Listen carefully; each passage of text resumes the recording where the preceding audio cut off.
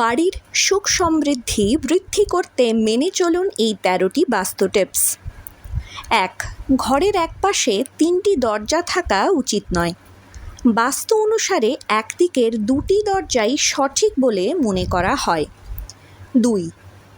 ঘরে খাবার রান্না করলে গরুর জন্য প্রথম রুটি বের করুন। ৩. বাস্তুতে শুকনো ফুল রাখা ভালো নয়, তাই চেষ্টা করুন ঘরে যেন শুকনো ও কৃত্রিম ফুল না থাকে। ৪. ঘরে কিছু ভাঙা থাকলে তা ঘর থেকে বের করে দিন।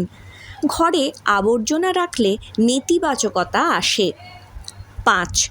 ঘরের দরজা যেমন ২টি গেটের হওয়া উচিত, তেমনি ঘরের মূল দরজায় যেন মরচে ইত্যাদি না লাগে, সেই দিকেও খেয়াল রাখতে হবে।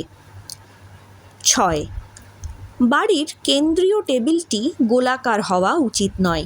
মনে রাখবেন ঘরে গোল টেবিল ও গোল আয়না রাখা উচিত নয়। ৭. বাস্তুমতে ময়ূরের পালক ঘরে রাখতে হবে। কথিত আছে ময়ূরের পালক ঘরে নিরাপদ স্থানে দাঁড় করিয়ে রাখতে হবে, তাহলে বাড়িতে অর্থের অভাব হবে না এবং দেবী লক্ষ্মী অধিষ্ঠান করেন। ৮.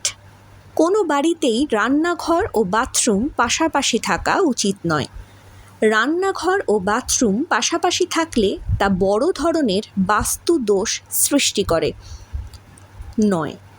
আপনার বাড়ি হোক বা ফ্ল্যাট, সবসময় তার মধ্যভাগ খালি রাখুন। বাড়ির মধ্যভাগ হলো বাড়ির ব্রহ্মস্থান। বাড়ির ব্রহ্মস্থানে কোনো ভারী আসবাব রাখা কখনোই উচিত নয়। ১০. বাড়ির দক্ষিণ পশ্চিম দিকটা একটু উঁচু রাখুন। এর ফলে পরিবারের সদস্যদের তরতরিয়ে উন্নতি হবে। কেরিয়ারে বড় সাফল্য লাভ করবেন এরা। বাড়ির দক্ষিণ পশ্চিম দিকে একটি প্ল্যাটফর্ম বানাতে পারেন। ১১. পরিবারের কোনো সদস্যদের উপর যদি শনির ৭.৫ দশা চলে, তাহলে বাড়ির পশ্চিম দিকে শনি যন্ত্র স্থাপন করুন। তার সঙ্গে প্রতিদিন শনি পুজো করলেও উপকার পাবেন।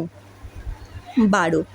আপনার বাড়িতে যদি কোনো ছাত্র বা ছাত্রী থাকে, তাহলে সেই বাড়ির উত্তর দিকের দেওয়ালে একটি টিয়া পাখির ছবি লাগান। এর ফলে ছাত্রছাত্রীদের পড়াশোনায় মনোযোগ বাড়বে। ১৩.